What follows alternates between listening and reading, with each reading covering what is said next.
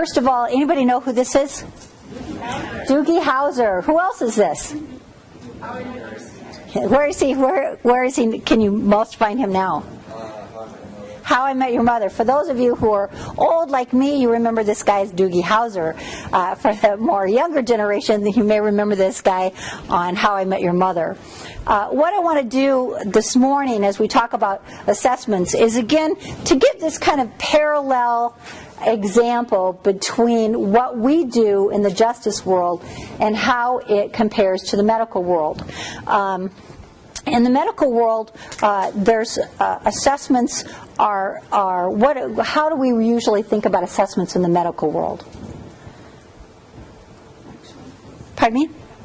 Factual. Well, I want to think when or how would you get an assessment? What's another word that they use for assessment in the medical world? Pardon me?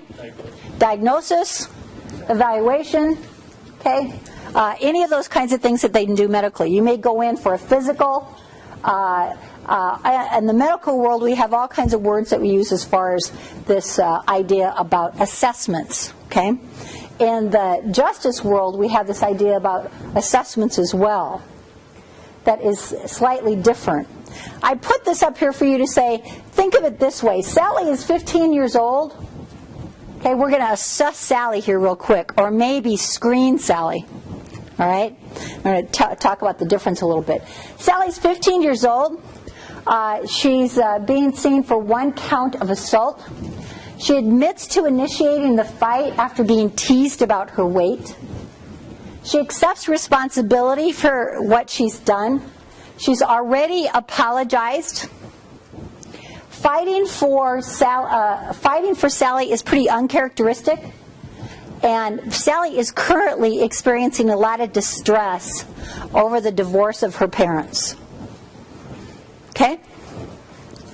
Knowing this information as it stands right now, how many of you would feel like, Sally sounds like a pretty good candidate for our diversion program? Most of you kind of say, yeah. She sounds like a pretty good candidate for our diversion program. That would be what I would refer to as a screening. But what if? All right? You find out the rest of the story about Sally. Now, if you simply admit youth into your program based on screening alone, you may have difficulty determining. So ask another question. Would most of you look at Sally as a pretty low-risk kind of juvenile? Your initial gut feeling is a low-risk kind of juvenile. But what if? But what if Sally has a criminal history that includes MIP, shoplifting, and runaway? Does that change how you feel about Sally yet? Yeah, already starting to. She has been on probation and knows exactly what to say. Oh, I'm so sorry for this. It's all my fault. She's got it. Does that change how you feel about Sally? Mom is divorcing Dad because he's in prison. Does that change how you feel about Sally? My point here in this is that while we may screen individuals from a very surface perspective, how has Sally changed in your mind in relationship to her risk? She moved to a higher risk level. Okay? If you stop at screening because you think on the surface Sally is a low-risk juvenile and appropriate for your program, and you don't fully assess Sally, you may be doing exactly what I talked about putting a high-risk youth into a low-risk program, and what are you going to do? Set them up for failure.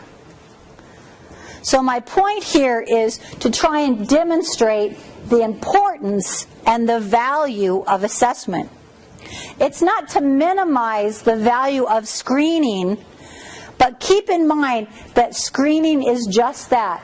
We're trying to take a first blush at who we have.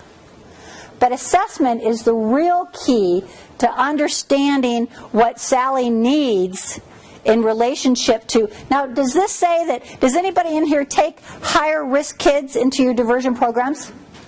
Some of you do. So that goes back to what we talked about this morning about intent. If the intent of your program is to deal with higher risk kids, then you want to make sure you're getting high risk kids. If you just went by Sally's screen, you may say she's not a high risk kid. And you may not even qualify her for diversion until you've completed the assessment and discover there really are some high risk factors here. Do you get, I need some head nods. Do you get what I'm trying to demonstrate in terms of the difference here between screening and assessment?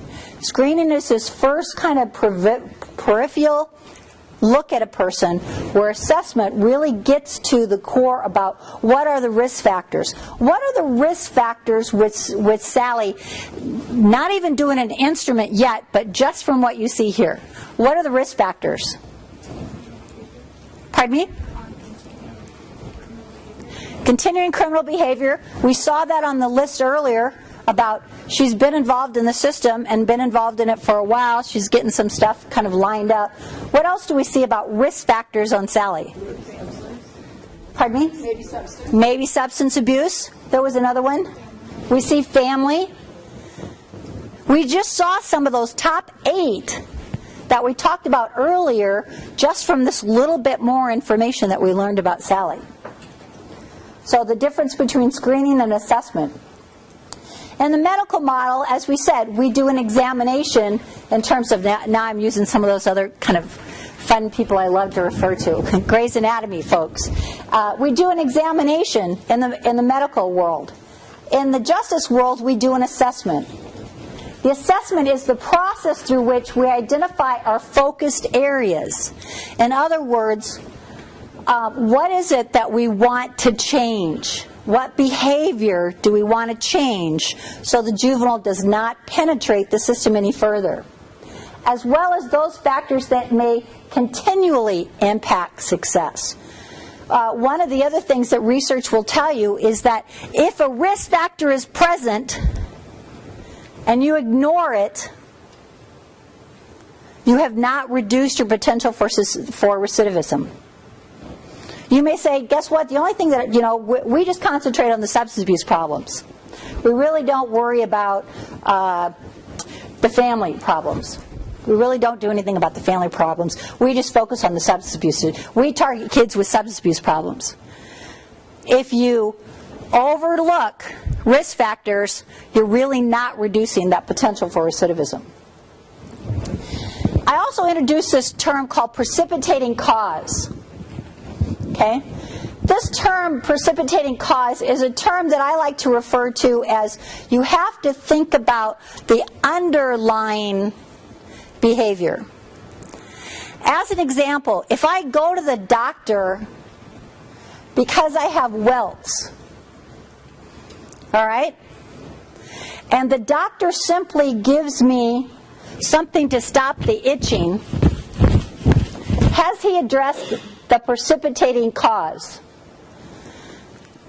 He may have helped my immediate problem, but he didn't do anything about the precipitating cause. So in other words, what allergic reaction did I have that caused the welts?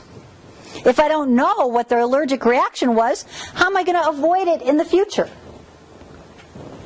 Similarly, with assessments, if you don't know what the precipitating cause is, if you don't understand this concept of precipitating cause, you don't know how to address it to change that behavior in the future.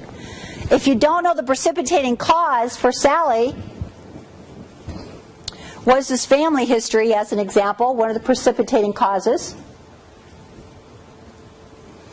and you're not addressing it, you're only addressing the surface. You're only addressing the welts.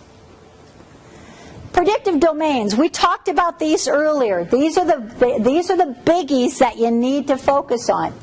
These are the ones that research has said over and over again, not that others aren't important, but these are the most important. So when you see any of these become apparent in the youth that you have, you begin to know the difference between, do I have a high-risk youth in front of me or a low-risk youth in front of me?